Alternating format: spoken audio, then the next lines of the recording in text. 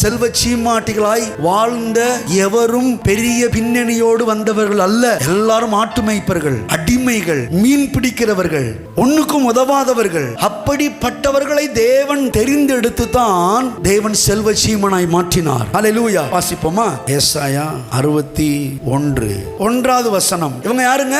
சிறுமைப்பட்டவர்கள். 2வது இருதயம் நொறுங்குண்டவர்கள். 3வது காயப்பட்டவர்கள். 4வது சிறைப்படுத்தப்பட்டவர்கள். 5வது விடுதலை இல்லாதவர்கள். 6வது கட்டப்பட்டு கிடந்தவர்கள். 7வது அடுத்து போடுங்க, துயரப்பட்டவர்கள். அடுத்து ஆறுதல் இல்லாதவர்கள். அடுத்து சீர்கெட்டு போனவர்கள். அடுத்து சாம்பல்ல கிடந்தவங்க. அடுத்து அலங்கோலமாய் கிடந்தவர்கள், ஒடுங்கி போய் கிடந்தவர்கள். அடுத்து உடையே இல்லாதவர்கள். இப்படிப்பட்டவர்களை வாழ வைக்கும்படி தேவன் என்னை அனுப்பினார்.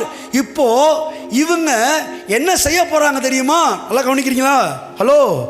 அவர்கள் நெடுங்காலமாய் பாழாய் கிடந்ததை கட்டி பூர்வ காலத்தில் நிர்மூலமானவைகளை எடுப்பித்து தலைமுறை தலைமுறையாய் இடிந்து கிடந்த பாழான பட்டணங்களை புதிதாய் கட்ட போகிறவர்கள். ஹல்லேலூயா.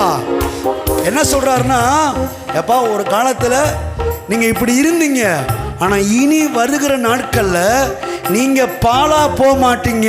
பாழா போய் கிடக்கிற வாழ்க்கையை கட்டி எழுப்புவீர்கள். நீங்க துயரத்தில் இருக்க மாட்டீங்க, துயரத்தில் இருக்கிறவர்களை தூக்கி எடுப்பீர்கள். நீங்கள் சிறைப்பட்டு கிடக்க மாட்டீர்கள், சிறைப்பட்டவர்களை விடுதலை ஆக்குவீர்கள். நீங்கள் கடன்ல இருக்க மாட்டீர்கள், அநேகருக்கு கடன் கொடுப்பீர்கள். பாழா போனதை கட்டி நிர்மூலமானவைகளை எடுப்பித்து தலைமுறை தலைமுறையாய் வாழ்க்கையில நொந்து போய் கிடக்கிறவங்களை நீங்க புதிதாய் கட்டி எழுப்புவீர்கள்.